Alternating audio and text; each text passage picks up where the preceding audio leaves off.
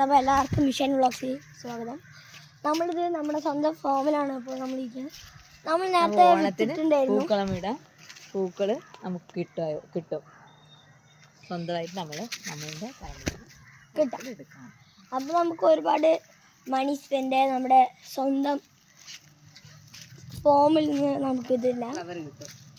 നമുക്ക് ഒന്നാമത്തെ പ്രശ്നം ഇപ്പോൾ എല്ലാവരുടെയും പ്രശ്നം വന്നത് ഇപ്പോൾ റെയിൻ നല്ല ഹെവിയായി അടിക്കുന്നതാണ്. അത് കാരണം ഇപ്പോൾ നമ്മളടുത്ത് ഇപ്പോൾ ഇതാണുള്ളത്. ഇത് വളരുമെന്ന് അറിയില്ല. നമ്മൾ ഓൾറെഡി ഇത് വെച്ചത് നമ്മളൊരു വീഡിയോ എടുത്തു. അപ്പോൾ നമ്മളത് വെക്കാമല്ലേ അമ്മ? തുടങ്ങാം. അപ്പോൾ നമ്മൾ ടൈം വേസ്റ്റ് ചെയ്ത വീഡിയോയിലേക്ക് പോകാം. അപ്പോൾ ഞാൻ ഈ ഹോൾ ഇടാൻ പോവാ. അമ്മ ഇത് ഇത് ഇത് ഉള്ളിയിടും. ഒന്നൊന്നായി വെക്കായിരുന്നല്ലേ? അപ്പോൾ എല്ലാം വെക്കാന്നാണ് അമ്മ പറയുന്നത്. പിന്നെ വെള്ളം ഒഴിക്കേണ്ടതാ ഗൈസ്. ഇപ്പോൾ മഴ വരണ കാരണം ഇതാണ് ഗൈസ്. ഈ വൈറ്റ് ആൻഡ്സ് ഉണ്ട് അവിടെ. അമ്മ വൈറ്റ് ആൻഡ് ഉണ്ട് ഗൈസ്. ഇത് വിത്തുള്ളത് നമുക്ക് വിത്തായിട്ട് എടുക്കാം, യൂസ് ചെയ്യാം. ഇതെടുക്കാം അല്ലേ? ഇപ്പം എടുക്കാം. ഇത് നന്നായി പഴുക്കണം അല്ലേ ഗൈസ്? ഇത് നന്നായി പഴുക്കണം ഗൈസ്. ഇവിടെ എന്താ ഇവിടെ ചീര വെച്ച് പാകിട്ടുണ്ട്. ഇവിടെ ചീരകൾ വന്നുകൊണ്ടിരിക്കുക കണ്ടോ? അടുത്ത് നോക്ക്.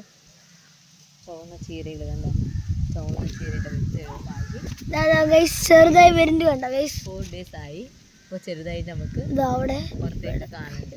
അപ്പോൾ നമുക്ക് ഒരു 10 days കൂടി ആകുമ്പോൾ ചീര വില വെക്കാം ഗൈസ്. ഇപ്പോൾ ഒരു 10 days കൂടി ആയാൽ ഇനിയൊരു വീഡിയോ ഞാൻ കാണിക്കാം ഗൈസ്. ഇപ്പോൾ നമ്മളിത് തീർന്നില്ലമ്മ. അവിടെയൊക്കെ ഗ്രീൻ്റെ ചീര, അവിടെ ആ സാധാരണ ചീര, അവിടെ പർപ്പിൾ ചീര അങ്ങനെ എന്തെങ്കിലും പറയില്ല ഗൈസ്.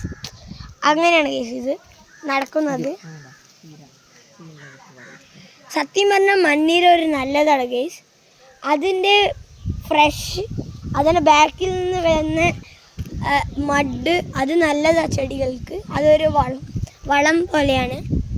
പിന്നെ നിങ്ങൾ പറ്റിയെങ്കിൽ ഇങ്ങനത്തെ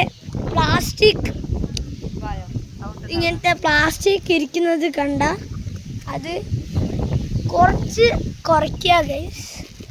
അത് ചെടികൾക്ക് നല്ലതല്ല. അപ്പോൾ തീർന്നല്ലോ, തീർന്നോ? അപ്പോൾ എല്ലാവർക്കും അടുത്ത വീഡിയോയിൽ നോക്കാം. ബൈ.